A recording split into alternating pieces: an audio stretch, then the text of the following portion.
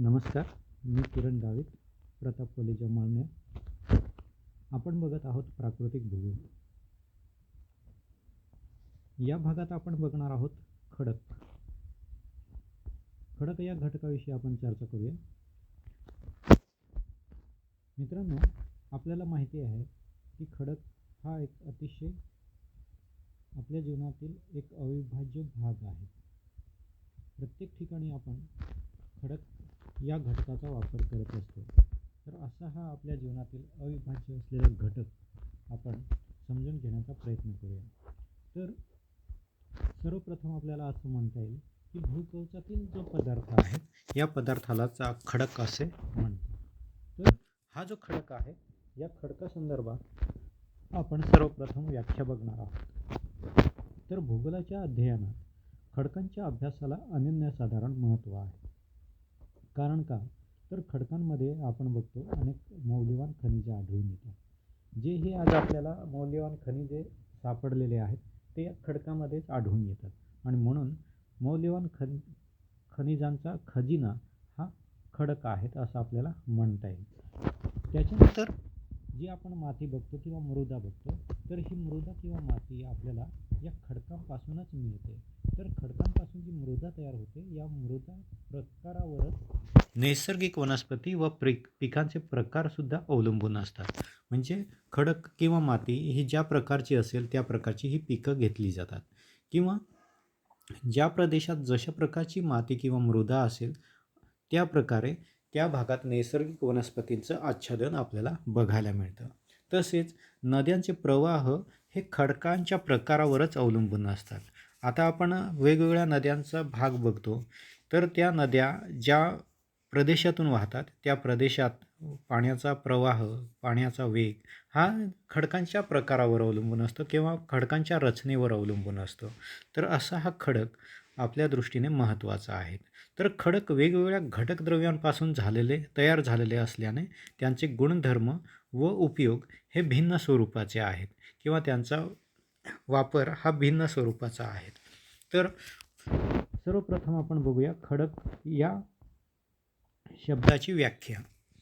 तर पहिली व्याख्या आपल्याला असं म्हणता येईल की भूपृष्ठावरील अतिशय कठीण अशा दगडापासून तर अतिशय मृदू अशा बारीक मातीपर्यंत सर्व पदार्थांचा समावेश खडक या संज्ञेत केला जातो. याचा अर्थ असा की आपण जो आपल्या घराशेजारी किंवा कुठेतरी अतिशय कठीण असा दगड बघतो, तर हा एक खडकाचा भाग आहे. परंतु आपल्या अंगणात असलेली मातीसुद्धा खडकच आहेत असं आपल्याला या व्याख्येनुसार म्हणता येईल. म्हणजेच काय, ते कठीण अशा दगडापासून तर मृदू अशा बारीक मातीपर्यंत सर्व पदार्थांचा समावेश हा खडक या व्याख्येमध्ये केला जातो किंवा या संज्ञेत केला जातो. त्याच्यानंतर दुसरी व्याख्या आपल्याला असं म्हणते की भूगर्भीय शास्त्रीयदृष्ट्या भूपृष्ठावरील कोणत्याही नैसर्गिक पदार्थाला खडक असे म्हणतात. तर आपण जो भूभाग बघतो आहे हा सर्व भूभाग हा खडक या पदार्थाने बनलेला आहे. तर यालाच आपण खडक म्हणतोय. त्याच्यानंतर तिसरी व्याख्या आहे एक किंवा अनेक खनिजांच्या मिश्रणाने बनलेल्या भूकवचाच्या द्रव्यास खडक असे म्हणतात. आता या ठिकाणी बघा, खडकामध्ये किंवा मातीमध्ये अनेक खनिजे असतात. मग असे जे खनिजे आहेत हे खनिजे एकमेकांमध्ये मिसळलेले आहेत. मग असे जे मिश्रण आहे ते अशा ज्या मिश्रणाने तयार झालेला भूभाग आहे किंवा भूकवच आहेत याला खडक असे म्हणतात. त्याच्यानंतर पुढची व्याख्या आहे ती म्हणजे नैसर्गिकरित्या खनिज कणांचे एकसंघीकरण होऊन तयार होणाऱ्या पदार्थाला खडक असे म्हणतात. आता या ठिकाणी आपल्याला माहिती आहे की खनिजे जे आहेत हे खनिजे हे मातीमध्ये आढळतात किंवा भूगर्भामध्ये आढळतात.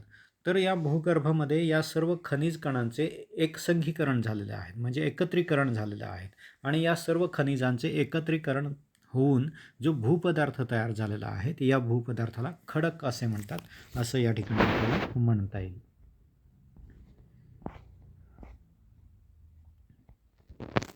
याच्यानंतर आपण बघूया खडकांचे वर्गीकरण. तर अनेक शास्त्रज्ञांनी वेगवेगळ्या आधारभूत तत्वांचा वापर करून विविध प्रकारे खडकांचे वर्गीकरण केलेले दिसून येते. परंतु उत्पत्तीनुसार म्हणजे निर्मितीनुसार केलेले खडकांचे वर्गीकरण हे सर्वमान्य व सर्वत्र उपयोगात आणले जाते आणि त्यानुसार या खडकांचे उत्पत्तीनुसार वर्गीकरण हे 3 प्रकारे केले जाते. पहिला प्रकार आहे अग्निजन्य खडक, यालाच आपण इग्नियस रॉक असेही म्हणतो. दुसरा आहे जलजन्य किंवा स्तरित किंवा गळाचा खडक, याला आपण सेडिमेंटरी रॉक असे म्हणतो. त्याच्यानंतर आहे तिसरा, तो म्हणजे रूपांतरित खडक, त्यालाच आपण मेटामॉर्फिक रॉक असे म्हणतो. तर बघूया पहिला भाग, अग्निजन्य खडक. तर अग्निजन्य खडक म्हणजे काय ते समजून घेऊया. तर पृथ्वीची निर्मिती झाली तेव्हा पृथ्वी वायुरूपात होती. त्यानंतर तिचे रूपांतर तप्त अशा द्रव्य रूपात झाले. कालांतराने पृथ्वीचे कवच थंड होऊन जे कठीण खडक तयार झाले त्यांनाच अग्निजन्य खडक असे म्हणतात. म्हणजे पृथ्वीच्या निर्मितीपासूनच या खडकाची निर्मिती झालेली आहेत असं आपल्याला म्हणता येईल. तर भूपृष्ठावरील हे खडक अतिशय प्राचीन व सर्वात प्रथम निर्माण झालेले असल्याने त्यांना प्राथमिक खडक असे म्हणतात. म्हणजे जो खडक पहिल्यांदा तयार झाला, म्हणजे पहिल्या क्रमांकावर तयार झाला किंवा पहिला तयार झाला, त्याला आपण प्राथमिक खडक असे म्हणतो. तर असा हा अग्निजन्य खडक सर्वप्रथम तयार झालेला असल्याने त्यांना प्राथमिक खडक असेही म्हणतात.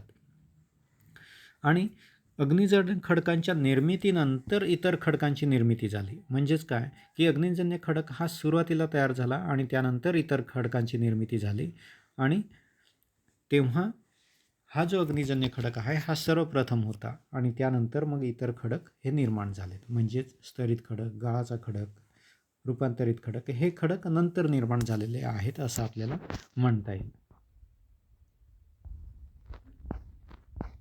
तर हा जो अग्निजन्य खडक आहे, हा अग्निजन्य खडक हा ज्या वेळेस तयार होतो, तर तयार होत असताना त्याची जी स्थिती आहेत त्या स्थितीवरून या ठिकाणी प्रकार केले गेलेले आहेत. तर लाव्हारस जो आहे भूपृष्ठाच्या अंतर्गत भागातून ज्वालामुखीचा उद्रेक होतो आणि या ज्वालामुखीच्या उद्रेकातून ज्यावेळेस लाव्हारस बाहेर येतो, तर तो लाव्हारस थंड होऊन त्या लाव्हारसापासून ज्यावेळेस खडक तयार होतो, त्या खडकाच्या स्थितीवरून या अग्निजन्य खडकांचे प्रकार केलेले आहेत.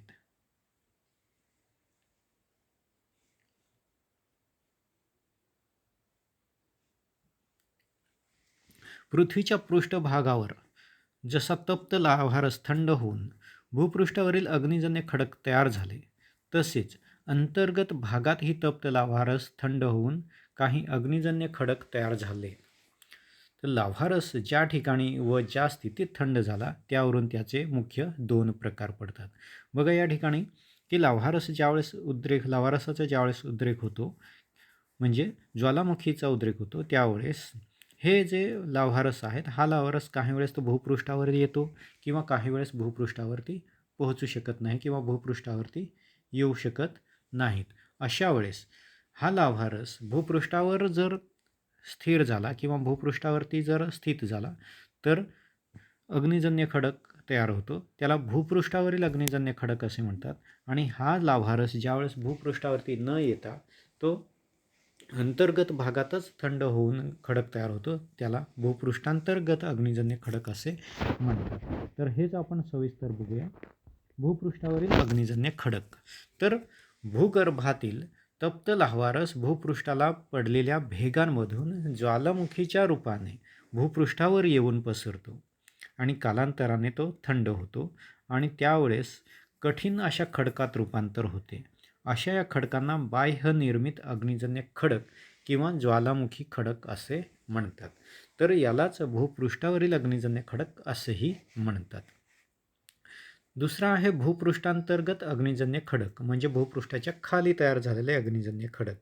तर बऱ्याच वेळा भूपृष्ठांतर्गत भागातील तप्त लाव्हारस भूपृष्ठावर न येता अंतर्गत भागातच थंड होतो, त्यापासून कठीण अशा खडकांची निर्मिती होते, त्यांना अंतर्गत अग्निजन्य खडक असे म्हणतात.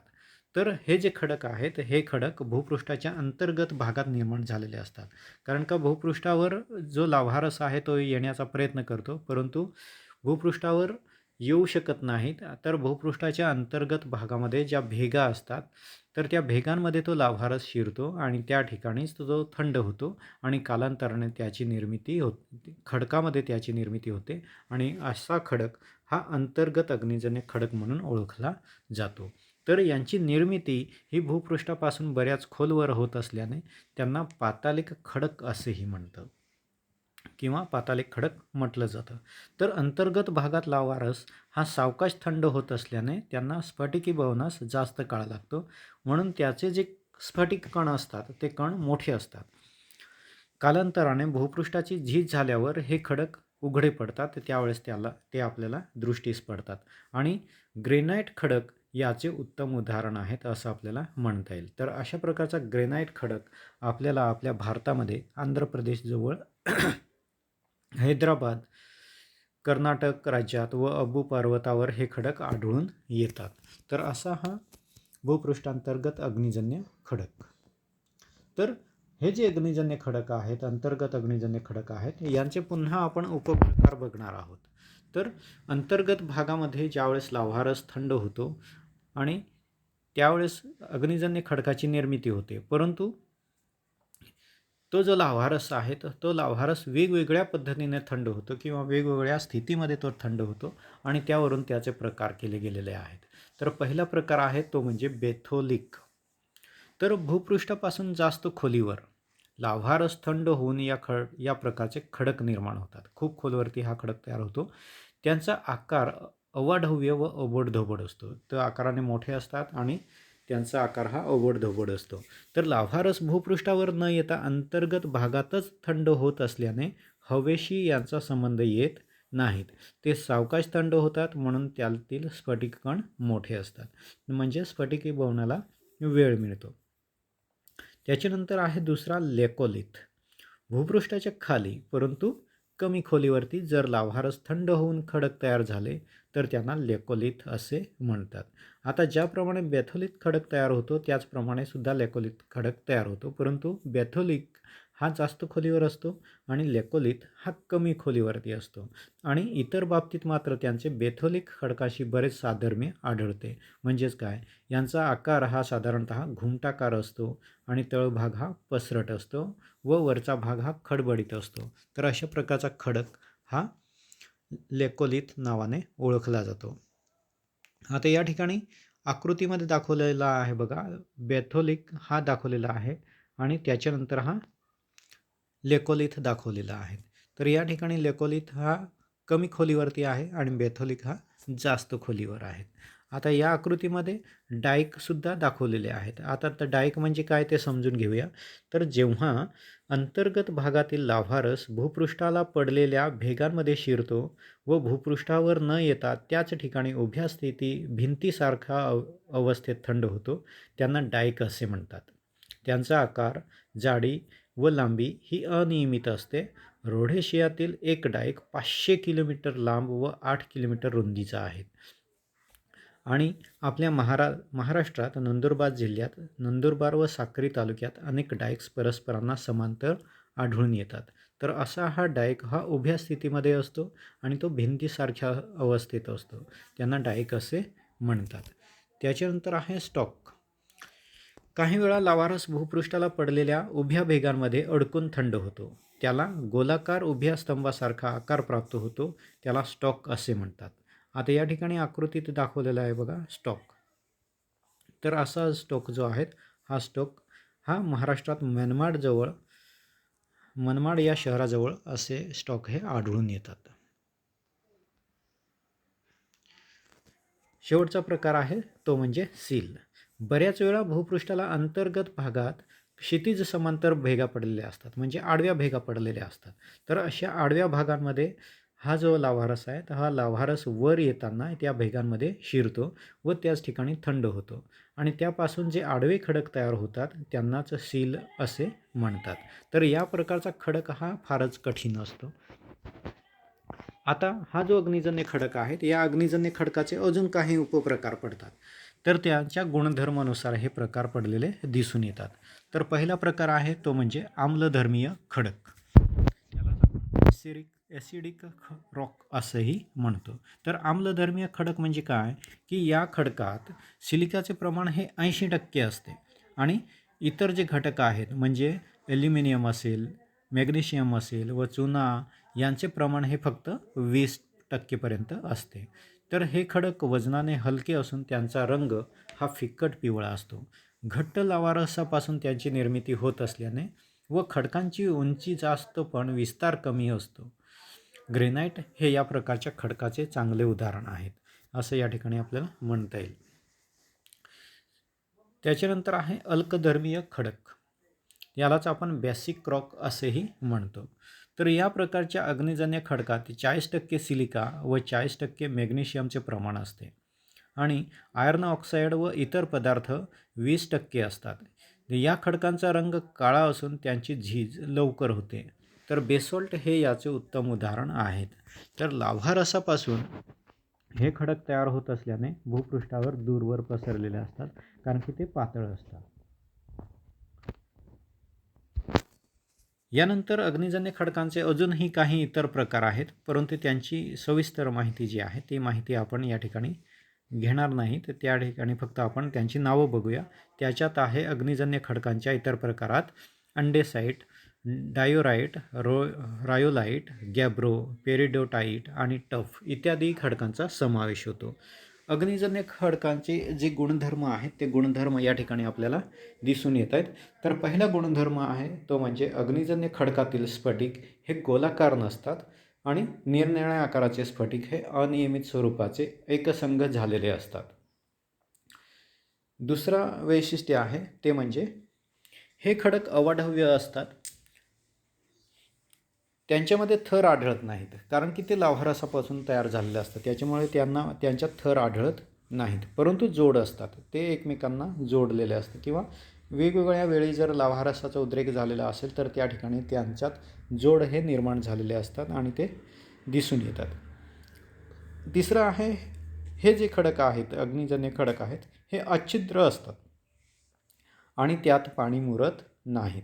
आणि अच्छिद्र असल्यामुळे ते पाणी झिरपण्याचा प्रश्न येत नाहीत, कारण की त्यांचे जे कण आहेत ते एकमेकांना घट्ट असे चिकटलेले असतात. चौथं आहे अग्निजन्य खडकामध्ये प्राण्यांचे किंवा वनस्पतींचे अवशेष आढळत नाहीत, शक्यच नाहीत, कारण की उष्ण लाव्हारस आहेत आणि त्या लाव्हारसामध्ये जो काही पदार्थ पडलेला असेल तर तो नामशेष होतो किंवा त्याचं अस्तित्व राहत नाहीत. आणि म्हणून या खडकामध्ये प्राण्यांचे किंवा वनस्पतींचे अवशेष आपल्याला सापडत नाहीत. परंतु या खडकांमध्ये अनेक प्रकारची मौल्यवान खनिजे जी आहेत ही खनिजे आढळून येतात. पुढचा प्रकार आहे तो म्हणजे स्तरित किंवा गाळाचा खडक, यालाच आपण सेडिमेंटरी रॉक असे म्हणतो. तर भूपृष्ठावर अनेक बाह्य घटक खननाचे कार्य करतात. या घटकांद्वारे प्रथम अग्निजन्य खडकांची झीज केली जाते, म्हणजे झीज होऊन झिजवलेले द्रव्य वारा, नदी किंवा हिमनदी, सागरी लाटा यांद्वारे दुसरीकडे वाहून नेले जाते. म्हणजेच काय की अग्निजन्य खडकाची झीज होते. कशामुळे? तर वारा, नदी, हिमनदी यांच्यामुळे. आणि मग हे जी झीज झालेला जो भाग आहे हा झीज झालेला भाग हा दुसरीकडे वाहून नेला जातो आणि शेवटी या पदार्थांचे संचयन समुद्रात किंवा एखाद्या जलाशयात होते. ज्या ठिकाणी खोल भाग असेल अशा ठिकाणी असा गाळ हा साचतो आणि एकावर एक असे थर साचतात आणि कालांतराने त्याचे खडक बनतात. त्यांनाच स्तरित खडक किंवा गाळाचे खडक असे म्हणतात. आता या खडकामध्ये आपल्याला अनेक थर दिसून येतात, म्हणून त्याला स्तरित खडक असे म्हणतात. आणि हा खडक मुख्यतः गाळाने बनलेला असल्यामुळे त्याला गाळाचे खडक असे म्हणतात.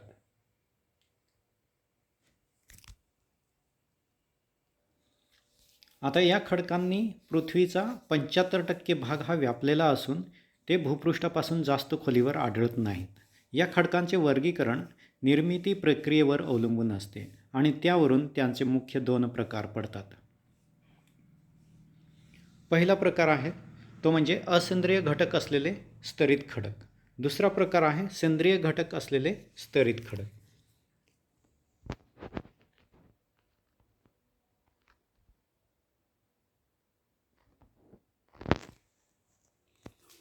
पहिला प्रकार बघूया, असेंद्रिय घटक असलेले स्तरित खडक. या प्रकारचे स्तरित खडक रासायनिक व यांत्रिक प्रक्रियेने तयार होतात. त्यात खनिज द्रव्यांचे प्रकार जास्त असून त्यानुसार त्यांचे खालील उपप्रकार पडतात. पहिला आहे वालुकाश्म. बाह्य घटकांद्वारे उत्खनित उत्खनित झालेल्या गाळात जर वाळूचे प्रमाण जास्त असेल व त्यांचे जलाशयाच्या तळभागावर संचयन होऊन खडकांची निर्मिती झाली असेल तर तयार होणाऱ्या खडकास हे वाळूचे खडक किंवा सँडस्टोन असे म्हणतात. यात क्वार्ट्स या घटकाचे प्रमाण हे जास्त असून त्यातील सिलिका, आयर्न ऑक्साईड, चिकणमाती व कॅल्शियमचे कण लुकणासारख्या पदार्थांनी एकमेकांना चिकटून एक संघ झालेले दिसून येतात. कांग्लोमरेट व कुरुंदाचे खडक हे वालुकाष्माचे उत्तम उदाहरण आहेत. तर मध्य प्रदेशात पंचमढी, विंध्य पर्वतीय क्षेत्रात व नर्मदा नदीच्या खोऱ्यात वालुकाष्म विस्तृत प्रमाणात आढळतात असं आपल्याला म्हणता येईल. त्याच्यानंतर आहे दुसरा शेल. शेल किंवा पंकाष्म. जलाशयाच्या तळभागावर गाळाचे संचयन होत असताना त्यात बारीक मातीचे प्रमाण जास्त असल्यास जो खडक तयार होतो त्याला पंकाष्म किंवा शेल असे म्हणतात. या खडकांमध्ये चिकणमाती व फेल्स्पार यांचे प्रमाण जास्त असते.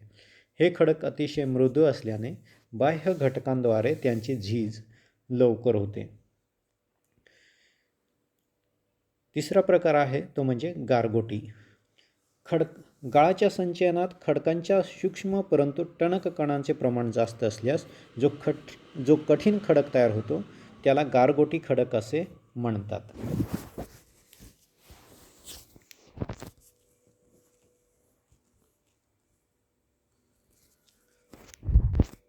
दुसरा प्रकार बघूया आपण, सेंद्रिय घटक असलेले स्तरित खडक. जलाशयात गाळाचे संचयन होत असताना बऱ्याच वेळा त्यात प्राणी व वनस्पतींचे अवशेषही साचतात. त्यावर दाब पडून खडकांची निर्मिती होते. त्यांना सेंद्रिय खडक असे म्हणतात. तर वनस्पतींपासून तयार होणाऱ्या खडकांत कार्बनचे प्रमाण जास्त असते, तर प्राण्यांच्या अवशेषापासून तयार होणाऱ्या खडकांमध्ये कॅल्शियम कार्बोनेटचे प्रमाण जास्त असते. त्यावरून त्याचे उपप्रकार हे पडलेले दिसून येतात. तर ते उपप्रकारांमध्ये पहिला प्रकार आपण बघूया तो म्हणजे वनस्पतीजन्य खडक. भूकंपामुळे किंवा इतर काही कारणांनी भूपृष्ठावरील अरण्ये किंवा वनस्पती अंतर्गत भागात गाडली जातात. त्यावर गाळाचे संचयन होते. वरील भूपृष्ठाचा प्रचंड दाब व आतील उष्णता यामुळे वनस्पतींचे कोळशात रूपांतर होते. यात कार्बनचे प्रमाण जास्त असते. यांनाच वनस्पतीजन्य स्तरित खडक म्हणतात. यांची निर्मिती 30 ते 35 कोटी वर्षापूर्वी झाली असावी असं आपल्याला म्हणता येईल. दुसरा प्रकार आहे तो म्हणजे प्राणीजन्य खडक. जलाशयात गाळाचे संचयन होत असताना बऱ्याच वेळा त्यात जलचर प्राणी दाबले जातात. त्यापासून जो खडक तयार होतो त्याला प्राणीजन्य स्तरित खडक असे म्हणतात. या खडकांमध्ये प्राण्यांच्या संगाड्यापासून तयार झालेला कॅल्शियम कार्बोनेट हा पदार्थ प्रामुख्याने आढळून येतो. तर आपण बघतो खडू, चुनखडी, डोलामाइट ही या प्रकारच्या खडकाची उत्तम उदाहरणे आहेत. हे खडक मृदू असून कार्बन डायऑक्साईड मिश्रित पाण्यात ते विरघळतात. स्तरित खडकाची निर्मिती बहुतांशाने उथळ पाण्यात होत असल्याने पाण्याचे बाष्पीभवन झाल्यावर क्षारयुक्त पदार्थांचे संचयन असलेले खडक उघडे पडतात. उदाहरणार्थ जिप्सम सॉल्ट. आता या ठिकाणी स्तरित खडकांचे गुणधर्म दिलेले आहेत. पहिला गुणधर्म आहे या खडकामध्ये अनेक थर असतात. आपण पाहिलं की हा खडक हा थराने बनलेला असतो किंवा गाळाचा एकमेकांवर थर साचून तयार झालेले असतात. म्हणून या खडकामध्ये थर दिसून येतात आणि म्हणून याला स्तरित खडक असेही म्हणतात. तर या स्तरित खडकामध्ये अनेक कण संघटित झालेले असतात. आपण बघतो की भूपृष्ठावरचा जो झीज झालेला भाग आहे तो कुठेतरी वाहून नेला जातो आणि त्या ठिकाणी हे सर्व कण एक संघटित होतात आणि हे खडक मृदू असतात. हे जास्त कठीण नसतात कारण की ते वेगवेगळ्या कणांनी बनलेला हा खडक हा मृदू असतो. त्याच्यानंतर या खडकात अनेक प्रकारची खनिजे असल्याने यांना विविध रंग प्राप्त झालेले असतात. ज्या प्रदेशातून हे सर्व मातीचे कण जर वाहून गेलेले असतील त्या भागातील जे खनिजे आहेत ते खनिजे त्या एका ठिकाणी एकवटतात आणि त्यांना विविध रंग प्राप्त झालेले असतात. पुढचं वैशिष्ट्य आहे, गुणधर्म आहे ते म्हणजे हे खडक जे आहेत हे सच्छिद्र असतात. म्हणजे काय की या खडकांचे कण हे एकमेकांपासून थोडे अंतरावरती असतात. यातून सहज पाणी झिरपून जाऊ शकते आणि म्हणून हे खडक सछिद्र असतात. 6वा आहे, या खडकामध्ये जे अवशेष सापडतात त्यावरून खडक निर्मितीचा काळ व त्यावेळेच्या हवामानाची कल्पना येऊ शकते. आणि आपल्याला माहिती आहे की खडकांच्या परीक्षणाने आपल्याला निर्मितीचा काळ हा काढता येतो. आणि अशा प्रकारे प्रत्येक खडकामध्ये किंवा जे वनस्पतींचे किंवा प्राण्यांचे अवशेष जे आहेत त्या अवशेषांवरून आपल्याला या निर्मितीचा काळ हा काढता येतो. पुढचा आहे तो म्हणजे रूपांतरित खडक. पृथ्वीवर कार्य करणाऱ्या बाह्य किंवा अंतर्गत शक्तीच्या कार्यामुळे बऱ्याच वेळा मूळ अग्निजन्य व स्तरित खडकांमध्ये मोडतोड न होता मूळ खडकांच्या रचनेत व गुणधर्मात बदल होतो. इथं या खडकांची मोडतोड होत नाहीत, परंतु मूळ जी रचना आहे किंवा गुणधर्म आहे त्यांच्यामध्ये बदल तयार होतो आणि नवीनच गुणधर्माचा वेगळा खडक तयार होतो. त्यालाच रूपांतरित खडक असे म्हणतात. तर मूळ खडकात होणारे बदल काही वेळा भौतिक स्वरूपाचे असतात तर काही वेळा रासायनिक स्वरूपाचे असतात. वरील दोन्ही प्रकारच्या बदलामुळे मूळ खडकातील घटक द्रव्यांमध्ये बदल होऊन वेगवेगळ्या गुणधर्माची घटक द्रव्ये खडकात तयार होतात आणि मूळ घटक द्रव्याच्या रचनेतही बदल होतो. या दोन्ही प्रकारच्या बदलांमुळे मूळ खडकात विकृती निर्माण होते, म्हणून या खडकांना विकृत खडक असेही म्हणतात. आता मूळ खडकात हा जो बदल आहे हा एकतर अधिक दाबामुळे किंवा अतिउष्णतेमुळे किंवा संयुक्तपणे परिणाम हा होताना दिसून येतो. काही वेळा खाली मूळ अग्निजन्य खडक व स्तरित खडक आहेत, या खडकांची उदाहरणे आपल्याला बघता येतात. तर ती रूपांतरित खडकांची उदाहरणे जी आहेत ही खाली दिलेली आहेत, ते आपण बघण्याचा प्रयत्न करूया.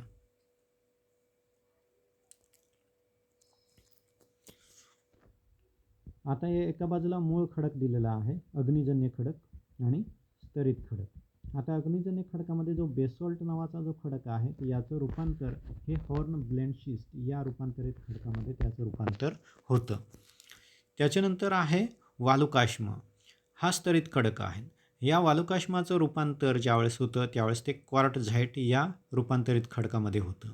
त्याच्यानंतर पंकाश्म आपण पाहिलं, पंकाश्म, तर या पंकाश्म या खडकाचं रूपांतर हे स्लेट या रूपांतरित खडकामध्ये होतं. तर अशा प्रकारे चुनखडी मिश्रित हा स्तरित खडक हा संगमरवरामध्ये बदल होताना दिसून येतो. आता आपण संगमरवर दगड पाहिलेला आहे, तर संगमरवर दगड हा खूप कठीण असतो, परंतु चुनखडी ही थोडी मृदू असते. तर चुनखडी या खडकावरती ज्यावेळेस खूप जास्त दाब पडतो त्यावेळेस त्याचं रूपांतर हे संगमरवर दगडामध्ये होतं, म्हणजे संगमरवर या खडकामध्ये त्याचं रूपांतर होतं. त्याच्यानंतर आहे कोळसा. कोळसाचं रूपांतर होतं आहे ग्रॅफाईट मध्ये आणि दगडी कोळशाचं रूपांतर होतं अँथ्रासाईटमध्ये. तर मित्रांनो, अशा प्रकारे आपण खडक या घटकाविषयी माहिती मिळवली. इथं आपण थांबूया. धन्यवाद.